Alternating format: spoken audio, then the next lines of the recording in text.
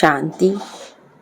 बाबा हम बच्चों को बार बार यही समझाने देते हैं, याद का अभ्यास करना है, याद का पुरुषार्थ करना है।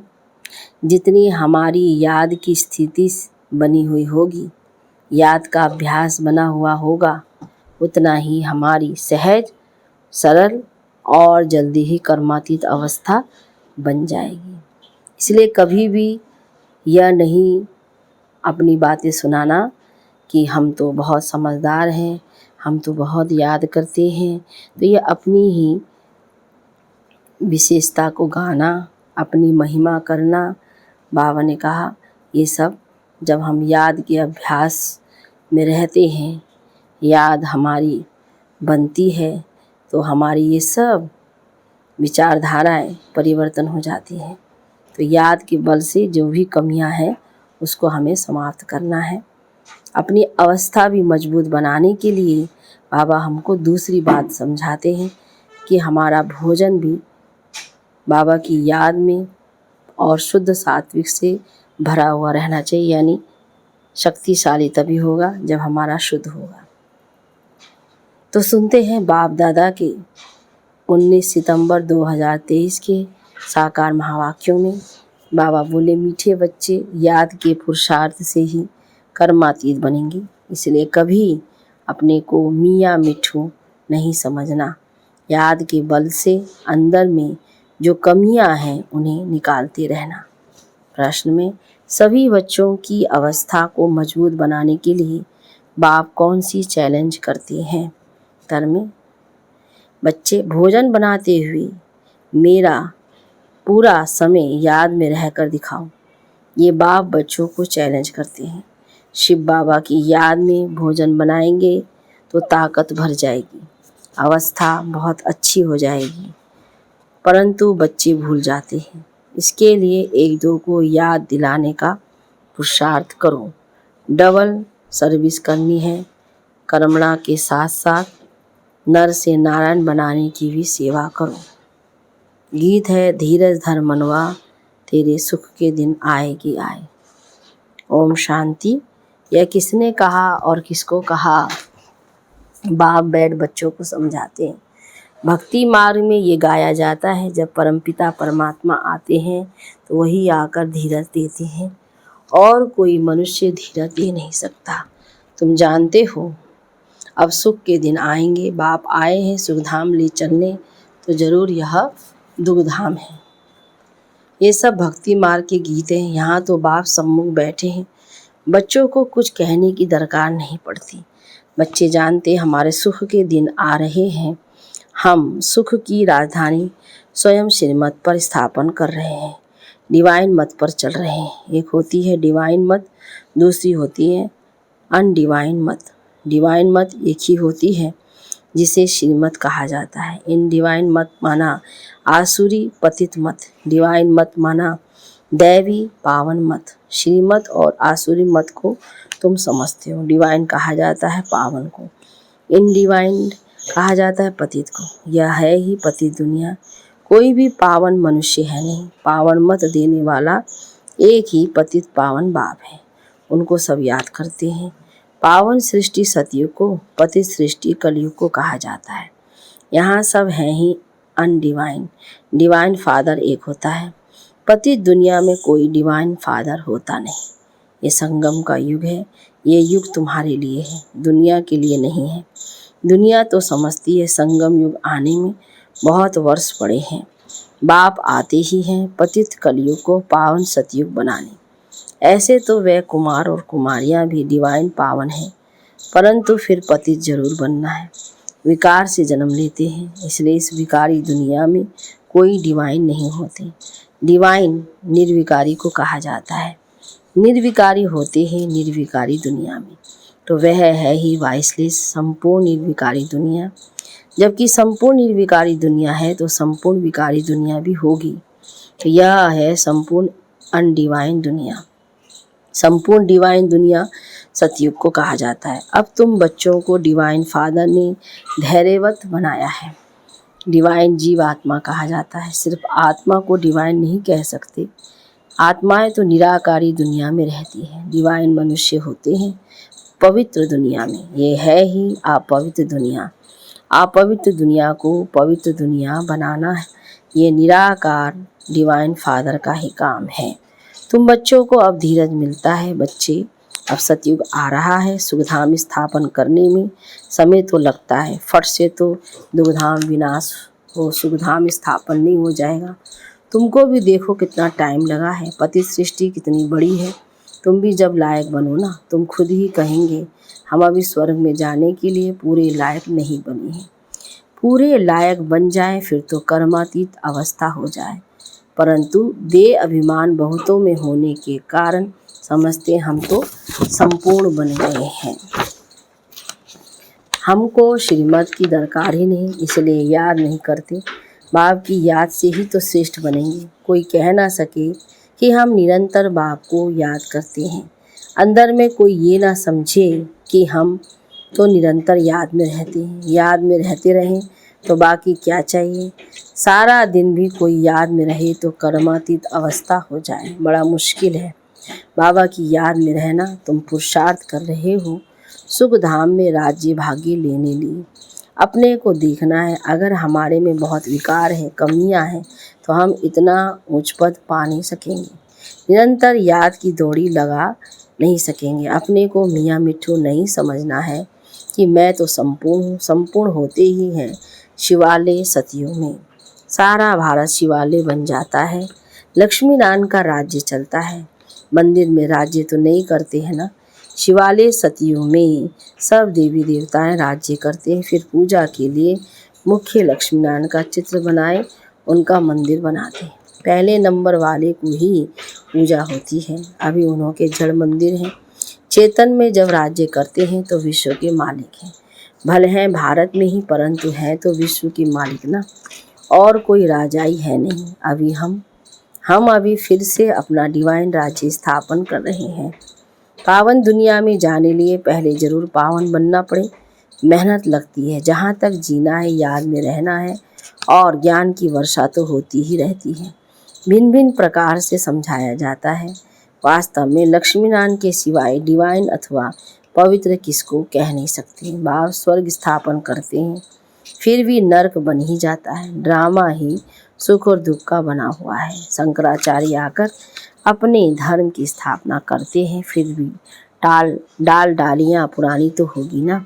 सन्यासियों की महिमा है। राम तीर्थ, विवेकानंद आदि गाए जाते हैं, क्योंकि शंकराचार्य के पिछाड़ी वाले नए नए आते हैं, वे अपना शो करते हैं, परंतु उनको शिवालय तो नहीं कहेंगे। शिव का स्थापन किया हुआ सतयुग एक ही है। मनुष्य इन बातों को बिल्कुल नहीं जानते। ऐसे ही सिर्फ सुनने से कोई समझ ना सके। पहले तो 7 रोज आकर एम ऑब्जेक्ट को समझना है, और कोई पढ़ाई के लिए ऐसे नहीं कह सकते कि पहले 7 रोज समझो। ये एक ही पाठशाला है जहाँ लक्ष्य दिया जाता है, पहले पहले तो फादर को समझो। बाप कहते हैं मैं बच्चों की सेवा करने आया हूँ। जो कल पहले वाले हैं वही आएंगे। जब तक निश्चय बुद्धि नहीं बने हैं तब तक बुद्धि में आएगा नहीं। इसलिए बाबा पूछते हैं कहाँ तक निश्चय हुआ है। ये कोई गावड़े का सत्संग नहीं है। और सत्संग में तो कहेंगे फलाना महात्मा गीता सुनाते हैं, फलाना वेद सुनाते हैं। यहाँ कोई महात्मा आदि नहीं है। यहाँ तो बाप बैठ समझाते हैं। पहले जब तक निश्चय नहीं है तब तक क्या समझे। वहाँ सत्संगों आदि में समझेंगे। यहाँ तो फलाना वेद सुनाते हैं, राज विद्या पढ़ाते हैं। यहाँ तो वेदों शास्त्रों अथवा राज विद्या की कोई बात नहीं। तुम जानते हो बाबा इन द्वारा पढ़ा रहे हैं। जब तक ये नहीं समझाया तो क्या करेंगे, और ही वायुमंडल को खराब कर देंगे। यहाँ तुम्हारे में भी ऐसे नहीं कि सब शिव बाबा की याद में सुनते और समझते हैं। शिव बाबा ब्रह्मा द्वारा पढ़ाते हैं, ऐसे नहीं शिव बाबा की पढ़ाई है। यह कुछ भी समझते नहीं। बड़ा मुश्किल कोई यथार्थ रीति समझते हैं। पढ़ाने वाला शिव बाबा है, ये याद हो और सारा दिन बुद्धि में रहे कि हम स्टूडेंट हैं तो नंबर 1 चले जाएं, परंतु तुम्हारे में भी नंबरवार है। बाबा कहते हैं मुझ पढ़ाने वाले को याद करो, मैं ही बाप, टीचर, गुरु हूँ। तीनों को इकट्ठा याद करना है। लौकिक संबंध में तो बाप अलग, टीचर अलग, गुरु अलग होते हैं। यहाँ एक को ही याद करना है और है बहुत सहज, परंतु माया याद रहने नहीं देती। घड़ी घड़ी बुद्धि योग तोड़ देती है। तुम बच्चे आपस में बैठते होंगे, समझो कोई मशीन चलाते हैं अथवा मक्खन निकालते हैं तो शिव बाबा को याद कर मशीन चलाते हैं। शिव बाबा की याद में बाबा के यज्ञ के लिए मक्खन निकाल रहा हूँ। कितनी खुशी की बात है। यज्ञ के लिए भोजन बनाता हूँ, खुशी होती है ना, परंतु फिर घड़ी घड़ी भूल जाते हैं। फिर पुरुषार्थ करना पड़े खुद का। एक दो को याद कराने का पुरुषार्थ कराने वाला चाहिए। फिर भी शिव बाबा को याद कर भोजन बनाएंगे तो ताकत भर जाएगी। तुम्हारी अवस्था बहुत अच्छी हो जाए, परंतु ऐसे होता नहीं है। ब्रह्मा भोजन की तो बहुत महिमा है, परंतु जब आत्मा शिव बाबा की याद में रह बनाए, शक्तियों का ऐसा भंडारा हो, याद में रह भोजन बनाए, तब तो शक्ति मिली। वह भी शक्तियों की बुद्धि में नहीं आता है। नहीं तो पुरुषार्थ करें। बाबा को तो दिल होती है, अपने हाथ से शिव बाबा को याद करते भोजन बनाऊं। प्रैक्टिस करनी है, देखें याद ठहर सकती है। बाबा चैलेंज देते हैं, जो भी भंडारे में है कोशिश करो।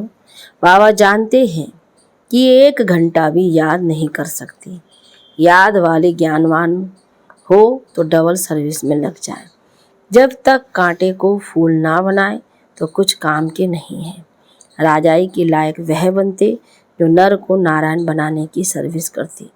जितना तकदीर में है वह अपने पुरुषार्थ से तकदीर को पाते रहते हैं। बाप तो सबको कहते हैं, जितना करेंगे जो करेंगे सो पाएंगे। अपने मोस्ट बिलवेट बाप को याद करना है, याद की ही मेहनत है। बाबा भी बतलाते हैं, मैं बहुत उपाय करता हूँ परंतु हो नहीं सकता, बहुत मेहनत है। मेहनत करते करते अंत में कर्मातीत अवस्था होगी, फिर साक्षात्कार करते रहेंगे, माया नहीं आएगी। यहाँ बैठे बैठे सब दिव्य बुद्धि में देखते, दृष्टि इसमें देखते रहेंगे। अभी तो टेलीविज़न में देखते हैं, टेलीविज़न कोई दिव्य दृष्टि नहीं है। विनाश का साक्षात्कार, वैकुंठ का साक्षात्कार टेलीविज़न में नहीं देख सकेंगे। जितना जो ज्ञानी और योगी हैं उनको तो वैकुंठ की राजधानी देखने में आती रहेगी। बगैर टेलीविज़न रखें तुम जर्मनी, लंदन आदि देखते रहेंगे। टेलीविज़न से ये दिव्य चक्षु का साक्षात्कार वंडरफुल है। सच्चे दिल से आपकी सर्विस में लगना है, तब मज़ा है। बुद्धि भी कहती है बाबा अंत में बहुत खातिरी करेंगे, घुमाना फिराना। बाबा अंत में बहुत खातिरी करेंगे, घुमाना फिराना बहलाना, ये खातिरी है ना। ऐसा बनने के लिए लायक भी बनना चाहिए ना। लायक बनाने वाले को याद करने से ही लायक बनते जाते हैं। जितना याद करेंगे और स्वदर्शन चक्र फिरता रहेगा तो फ़ायदा है। बीज को याद करने से झाड़ भी याद आएगा। ये बातें सिवाय तुम्हारे कोई भी समझ ना सके। इस याद और ज्ञान से हम इतना जमा करते हैं, वहाँ ये बात नहीं होगा कि यह कहाँ से वर्षा मिला है। ये थोड़े ही समझते हैं कि हमारे संगम की कमाई है, बादशाही मिल जाती है। तुम सदा सुखी रहते हो, बड़ा भारी मंजिल है। अभी तुम डिवाइन बनते हो, सारी दुनिया अनडिवाइन है। तुम मनुष्य से देवता डिवाइन बन रहे हो। मनुष्य को देवता बनाने वाला एक ही गॉड फादर है। फादर अक्षर कहना बड़ा सहज है। कोई भी बूढ़ा बुजुर्ग देखेंगे तो उनको बाबा व पिता कहेंगे। बूढ़ा बूढ़े को देखेंगे तो भाई समझेंगे, छोटे बड़े को देखेंगे तो बाप समझेंगे। निराकार बाप का तो कोई को पता नहीं, सिर्फ कह देते हैं गॉड फादर। ये नहीं समझते कि हम आत्मा हैं, हमारा बाप वह है। बाप जरूर वर्षा देता होगा। अभी तुम जानते हो हमारा बाप हमको वर्षा दे रहे हैं। इस वर्षे के लिए ही बार बार पुकारते थे, प्रार्थना करते थे, अब वही पढ़ा रहे हैं। अभी हम प्रार्थना अथवा भक्ति करने से छूटे, बड़े मज़े की नॉलेज है। कहते हैं आप हमारे बेहद हो, फिर हमको छोड़ लौकिक बाप के पास बुद्धि क्यों जाती है। परंतु किसकी तकदीर में नहीं है तो बुद्धि में बैठता नहीं। खुद ही कहते हमारी तकदीर में राजयोग की बादशाही नहीं है, तो बाबा क्या करें। क्यों नहीं तकदीर बनाते हो। तकदीर बनाने में तो कोई को मना नहीं है। तकदीर में नहीं है तो बाबा को छोड़ देती, फिर माया बिल्ली बुद्धि में घोटाला डाल देती है। बाप भी क्या करे, माया बिल्ली पर जीत पानी है। काम काज करते शिव बाबा की याद रहे तो बहुत फ़ायदा हो जाए। 1 मिनट भी याद करने से बड़ा फ़ायदा हो सकता है। 1-2 को सावधान करो, फिर कोई माने या ना माने, बाबा युक्तियाँ बहुत बतलाते हैं। अच्छा, मीठे मीठे सिकिला दे बच्चों प्रति माता पिता बाप दादा का याद प्यार और गुड मॉर्निंग। रूहानी बाप की रूहानी बच्चों को नमस्ते, रूहानी बच्चों की रूहानी बाप दादा को गुड मॉर्निंग, नमस्ते बाबा, नमस्ते। धारणा के लिए मुख्य सार में पहली पॉइंट 1-2 बाप की याद दिलाने का पुरुषार्थ करना है।